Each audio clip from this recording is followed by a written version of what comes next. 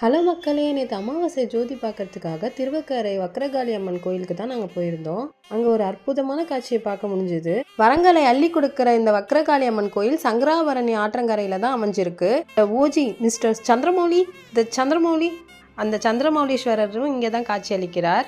வடிவாம்பிகை அம்மனோட அமாவாசை தோறும் பகல் 12 மணிக்கு ஜோதி தரிசனம் நடக்கும். அதை பார்க்கறதுக்கு தான் நாங்கள் போயிருந்தோம். இந்த ஜோதியில் வக்ரகாளி அம்மனே ஜோதி ரூபமாக காட்சி அளித்ததை பார்த்து நாங்கள் வியந்து போனோம்.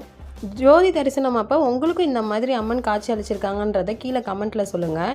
ரொம்பவே பழமையான கோயிலான திருவக்கரை கோயில் சோழர்களால் கட்டப்பட்டது. சிவபெருமான்கிட்டயே வரம் வாங்கின வக்ராசுரனை அழிச்ச வரதராஜ பெருமாளும் இந்த கோயிலுக்கு பின்னாடி தான் அமைஞ்சிருக்கிறார். இந்த காரணத்தால தான் இந்த ஊருக்கு திருவக்கரைனே பேர் வந்தது. நம் பூர்வ ஜென்ம பாவம் நீங்க இந்த கோயிலுக்கு இந்த தெய்வத்தை வழிபட்டாலே நம்மளோட பாவம்லாம் நீங்கி நன்மை பிறக்கும்னு சொல்றாங்க. இந்த மாதிரி யூஸ்ஃபுல் இன்ஃபர்மேஷனுக்கு நம்ம பேஜை ஃபாலோ பண்ணிக்கோங்க. இந்த வீடியோவை லைக் பண்ணிடுங்க. பாய்.